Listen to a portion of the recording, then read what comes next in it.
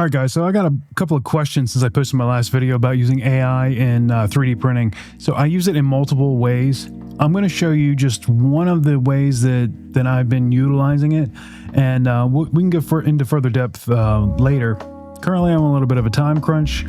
I've got a lot going on, and but I'm still trying to stick with this this experiment of posting a video a day for the week and seeing where it goes from there. Now, I don't want to rush through anything. I want to make sure that this is good and informative for you guys, but it is going to be a shorter one. So let's go over to ChatGPT and show you exactly what I would do and how I would implement things into my 3D printing. So an example I'll give you, you guys remember when I printed this, right? This is a spool adapter for those 250 milligrams smaller spools for the AMS system.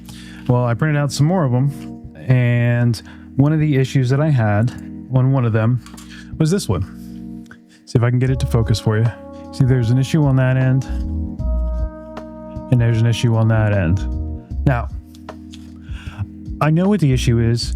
I printed this side on the A1, and I printed this one on the H2S. The difference is this one had some issues with bed adhesion on the A1 because it's not in a controlled environment like inside of the H2S. I know what it is. I know what the problem is, but I'm going to load it up into ChatGPT and see what it comes up with. So let's go over there and talk to it and see what it comes up with. Now, I like talking to ChatGPT. It takes me less time, and I can get pretty fluid answers. So we'll see. We'll see what it says. You come over here, you go to voice mode, and then you just talk to it. All right, so I made a 3D print on my A1. It is a spool adapter like I made before. I didn't have any issues with. I made one half on the H2S, which there were no problems at all. But on my A1, it seems like I had bed adhesion issues on the top of the plate and on the bottom of the plate. It's a bigger build, so it spans pretty much the entire plate. There's a little bit of stringing, but it looks like the print lifted from the front end and the back end while it was printing. Now, the print is still usable, but I want to make sure that this doesn't happen in the future. Just so you know, I used the standard settings that came with the profile, so there were no changes. It was a 0.4 millimeter nozzle. I was using the textured PEI plate that came with the A1, but I do believe it got a little cold in a room that I was in last night. Let me know what I could have done better, or if there are any settings that I could have changed to make that not happen. Absolutely, Dan. Let's get straight to it. So it sounds like your A1 is having a bit of a bed adhesion hiccup, especially with that bigger print. Couple of things you can tweak. First, consider raising the bed temperature by a few degrees. If the room got a little colder, that can definitely cause some lifting, especially with a larger surface area print. Second, you might want to try using a brim or a raft if you weren't already. That can help anchor those edges down a bit more securely. And also make sure that the bed is level. Even if it was auto-leveled, a quick manual double check can't hurt. Finally, if there's any kind of draft or the room temperature is fluctuating, you might want to close any windows or just stabilize the environment a bit, because that can really help with consistency. So in a nutshell, bump up the bed temp a little, consider a gram, double check your leveling, and try to keep the room temp stable. That should help keep those edges stuck down and avoid that lifting next time. All right, thank you. I appreciate it. You're very welcome. Glad I could help. So now it also transcribes everything that we just talked about. So I have everything written down if I want to go back and reference it.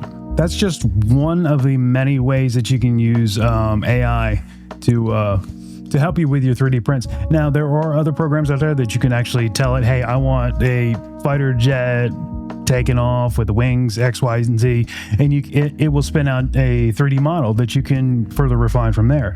I don't have that. I'm using ChatGPT right now, and what I'm using that for is just to refine the prints that I'm currently making, just to learn from it, to try some different settings to fix the faults that I've made, kind of just using it as like a guide. You can do that with anything, and you can use it with anything in life. I use it in my business every day for questions, not even related to 3D printing, to photography, to social media management, to all kinds of different things. But what I found is that I just use it as my personal assistant, and it makes it so fluid for me just to talk back and forth to it instead of typing everything in and going back and forth with that it takes a little while. But actually being able to talk to it has really, really been key for me. Now, if you like this content, you want more, I can certainly go more in depth with AI and what I'm using it for. I'm sure I'm actually going to, but if you guys would like certain topics or whatever, comment down below. Let me know what you would like to see it do, what you want to know if it can do, if it can't do, and how you would use it. Like, comment, sub if you like this kind of content, and I'll catch you guys tomorrow on day number 6. So this is day number 5, right? We got 2 more days left of posting long form content. Analytics. I gotta show you my analytics. All right, so day number 5. There's our analytics. I'm at 937, 101k.7 views, and it actually says 1.7k watch hours on my analytics on YouTube Studio on the desktop. So that's where we're at. Again, thanks for sticking around. I really appreciate it. I'm hoping to post more high quality content as things progress, and I'll catch you guys in the next one. See ya.